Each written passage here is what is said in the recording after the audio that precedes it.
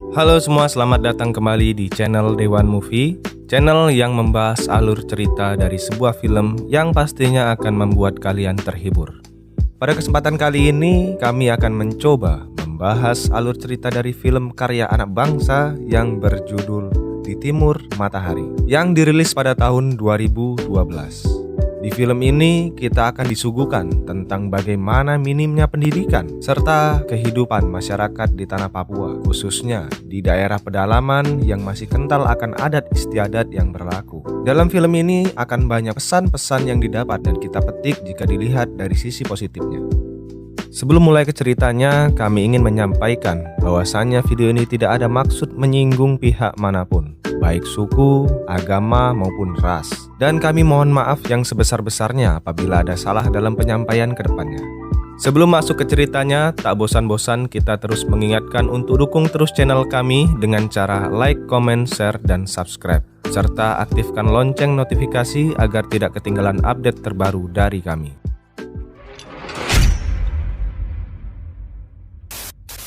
Sebelum masuk ke ceritanya, mari kita berkenalan dengan para tokoh pemain dalam film ini agar mudah dalam memahami video ke depannya. Oke, jika sudah, film ini dibuka dengan sekelompok pelajar sekolah dasar yang menunggu kedatangan gurunya. Namun setelah menunggu cukup lama, guru itu pun tidak datang. Akhirnya Mazmur pun mengajak teman-temannya untuk belajar bernyanyi saja untuk mengisi jam kosong tersebut. Teman-teman, guru pengantin belum datang. Mari kita belajar menyanyi saja.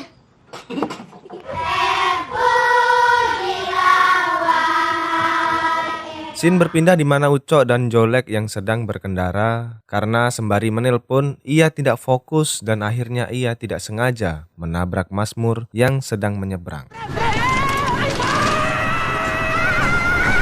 Setelah kejadian itu, Mazmur pun dibawa ke puskesmas di desa tersebut. Ia dirawat oleh Dr. Fatimah, atau bisa kita panggil Fatimah aja lah ya, yang memang ia adalah satu-satunya tenaga medis di desa tersebut. Karena hanya luka-luka biasa, Mazmur pun diizinkan pulang, namun tidak dengan Ucok dan Jolek. Mereka tidak diizinkan pergi sebelum membayar denda adat sebesar 50 juta. Mendengar hal itu, Ucok pun terkejut karena ia hanya memiliki uang 500.000. Berapa saya harus bayar denda adat, Bapak? 50 juta, kakak. 50 juta? Bapak dia yang tabrak saya. Saya baru sebulan tinggal di sini. Akhirnya, karena merasa kasihan, Ucok diizinkan pulang dengan catatan selalu berhati-hati dalam berkendara. 500.000 bisa toh? Tapi ku harus injak-injak rem ya. Jolek, syukur kita selamat. Motor itu memang tidak ada. Singkat cerita, setelah 1 bulan pasca kejadian tersebut, Mazmur dan kawan-kawannya kembali bersekolah. Namun, sama seperti dulu, guru yang mengajar mereka pun tidak datang kembali. Dan diketahui bahwa guru yang ditugaskan di desa tersebut pulang kampung ke Jayapura selama 6 bulan lamanya. Akhirnya mereka kembali mengisi jam kosong dengan aktivitas olahraga. Ya sudah, kita main bola saja.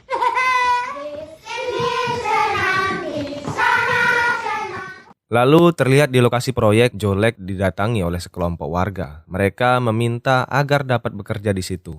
Namun saat itu Ucok hanya menerima 3 orang untuk bekerja. 3 orang di saja proyek. sini sudah. Yang lain pulang. Karena anak-anak sudah tidak bersekolah, tetua adat yang ada di situ menggantikan kebiasaan Mazmur yang selalu menunggu sang guru datang serta memberi kabar kepada rekan-rekan di sekolah. Namun betapa sedihnya saat itu tidak ada satupun murid di kelas itu. Guru belum datang. Kalian nyanyi saja.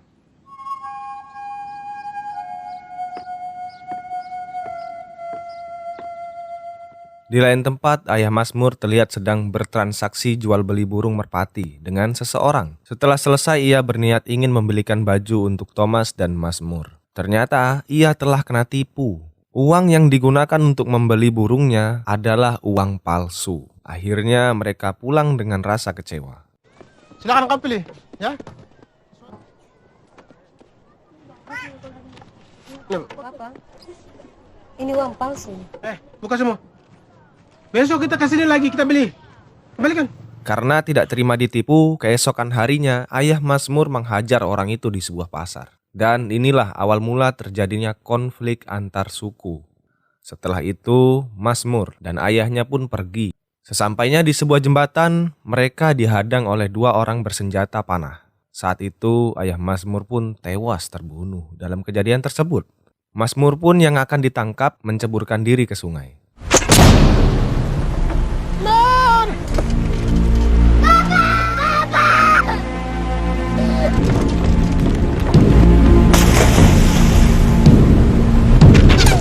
Hingga pada malam harinya, saat upacara adat pemakaman, ibu Mazmur memberi kabar kepada Mikhail tentang kematian ayahnya Mazmur.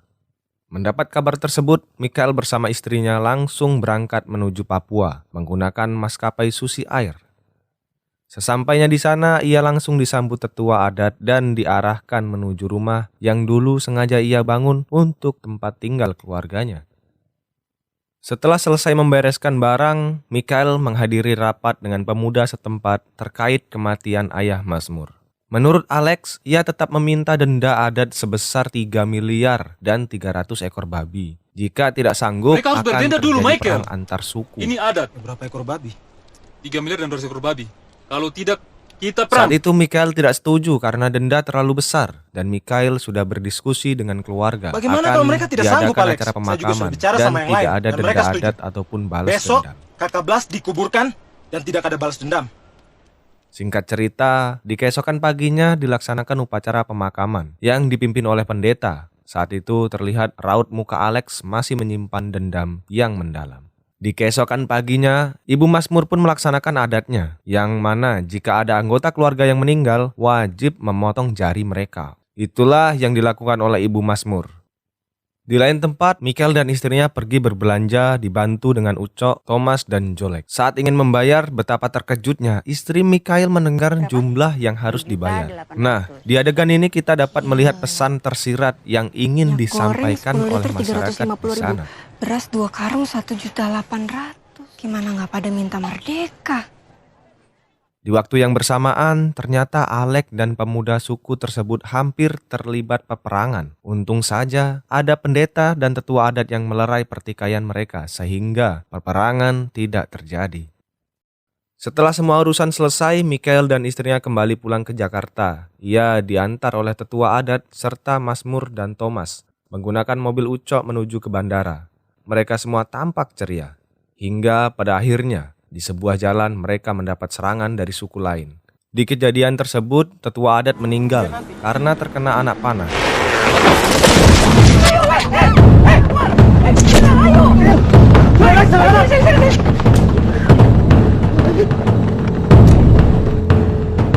Mazmur! Bapak! Bapak Yakub! Bapak Yakub! Yakub! Bapak Yakub! Bapak Yakub!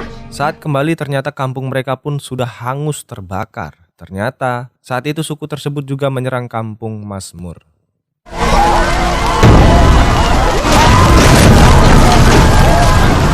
Di keesokan paginya di sebuah gereja, Alex dan pemuda kampung tersebut sudah bersiap-siap untuk membalas dendam. Namun saat itu kembali Mikhail tidak setuju karena hal tersebut dapat menimbulkan korban jiwa.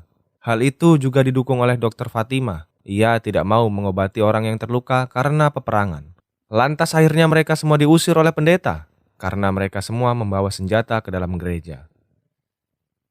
Di keesokan paginya kegembiraan terlihat dari para penduduk desa tersebut. Hingga ibu Mazmur memberitahu bahwa Alek melakukan penyerangan balik. Mereka pun memeriksa ke sana. Saat itu salah satu ayah dari teman Mazmur terluka. Saat itu anaknya memohon bantuan kepada Dr. Fatimah untuk mengobati. Namun karena di awal ia berjanji tidak akan membantu korban akibat perang, akhirnya ia tidak membantu ayah dari anak tersebut. Lantas meninggalkannya Tuhan pergi. berkati. Bapak.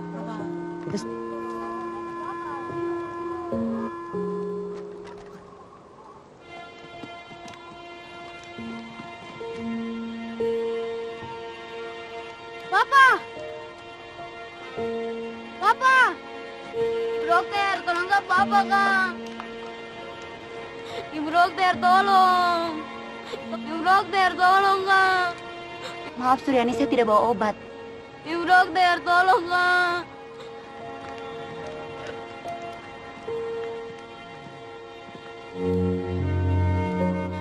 Scene berpindah di mana semua penduduk desa sedang berkumpul dan bercerita. Mereka semua mendapat kabar bahwa Alex terluka parah. Dan saat itu Thomas pun kembali memohon kepada Dr. Fatimah untuk mengobati ayahnya. Awalnya saat itu Dr. Fatimah menolak. Namun karena desakan dari anak-anak akhirnya ia pun membantu. Namun saat itu Alex sudah meninggal. Mengetahui hal itu anak-anak marah kepada Dr. Fatimah. Dokter, kasih obat, Ibu Dokter. Obat ibu saya, Ibu Dokter. Tolong, Ibu Dokter. Dokter, jahat. Tolong, Ibu Dokter.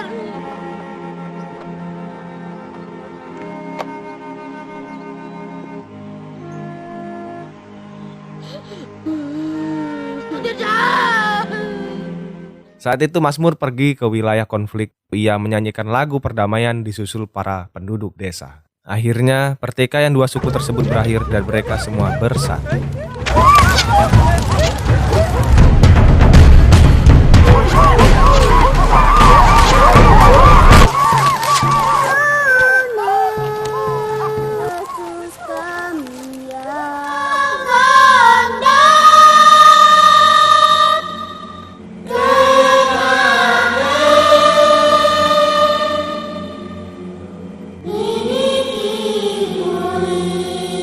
Di akhir film, Mikael dan istrinya pun akhirnya pulang ke Jakarta.